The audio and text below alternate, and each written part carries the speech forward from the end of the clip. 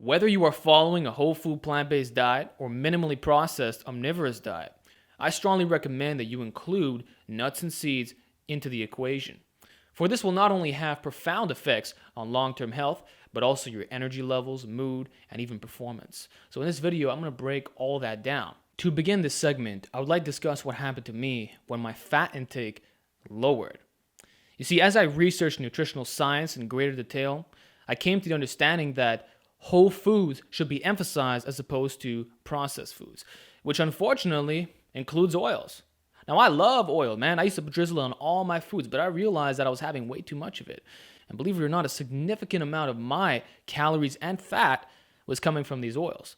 And it's probably a similar case for many of you. So as a result, I reduced the amount of oil I was consuming, maybe having a teaspoon a day or none at all. And what I actually noticed is that my performance dropped. I didn't feel as strong. My energy and my mood was subpar. There was something off. That's when it really clicked on how much fat I was actually getting from these oils. So I decided to turn to whole foods. And of course, for me, that was adding raw nuts and seeds into the equation. This was the game changer, and I strongly recommend that you guys do the same. It is unquestionable that these foods are longevity promoting. They're micronutrient dense. They contain important phytochemicals. It's a good whole source of fat. It's something that I strongly recommend you guys incorporate, no matter what your diet may be. And if you look at the Adventist Health Study, for example, the vegans who consumed nuts and seeds live longer than the ones who didn't. So that's something to think about right there. Now, going back to me, when I replaced these processed oils for nuts and seeds, I immediately felt better. My performance is back to where it should have been, and my mood, my energy, everything was perfect. And that's the missing link. It's not only the missing link for me, but for many of you guys who are seriously taking your training hardcore. So my recommendation is to consume these foods on a daily basis. If you're having a large salad, for example, create your own dressings that are low in oil or none at all. And I recommend that you add nuts directly to it. In addition to seeds, you could sprinkle your chia seeds directly onto the salad. Tastes great. You won't even notice it that much. What about the oatmeal? Tablespoon of chia, flax, and hemp. Mix it up. You won't even taste it. You won't even notice it, man. Has profound health benefits and performance benefits as well. Same thing for your smoothies. Add your seeds. You're good to go. What about making sauces? You can actually blend nuts to make a creamy freaking sauce. I've done that many times for pasta, and it tastes incredible. I make dairy-free Alfredo sauce, and it tastes absolutely amazing while giving me a good amount of fat. And it's whole foods. It's just blended up, of course. So I'm not extracting the oil. I'm blending it up, getting in a whole food format, and it adds to that creaminess of the sauce.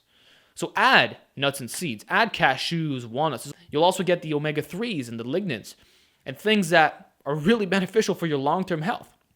So I feel that a lot of people, what they do is they reduce their oil intake, right? And they start feeling like subpar. And then they're like, oh man, the oil has all these profound benefits, right? So they go back on it. What you should be doing is emphasizing whole foods instead. Okay, and in this video, I'm talking about nuts and seeds, but it could also apply to things like avocados. Instead of having the extracted form avocado oil, consume the whole avocado. Not only will it fill you up and give you a greater amount of nutrients, it's also going to be the healthier alternative. And again, you can mash that up as well. It doesn't have to be anything crazy. You could use that as a dip, okay? So my advice for anybody who's following a minimally processed diet, okay, so you've reduced your oil intake to a large extent, is to include more raw nuts and seeds. And you can even add things like nut butters. I think that would be a better option compared to oils. Still not without some problems because it tends to be roasted and all that, but it is a good option nonetheless, especially if you're trying to bulk up or you're not getting enough calories to your regular diet. I recommend it personally. And I like to add nut butters to my smoothies and my oatmeal. Whenever I'm having greens, I add seeds to it. Whenever I'm having a smoothie, I have seeds to it. Okay, when I have my oatmeal, seeds. I even add some nuts in there too sometimes. It's an excellent combination, very good stuff for you. This way, you'll always get a good amount of fats, all right? For me, my ratio is about 60% carb, 20% fat, 20% protein.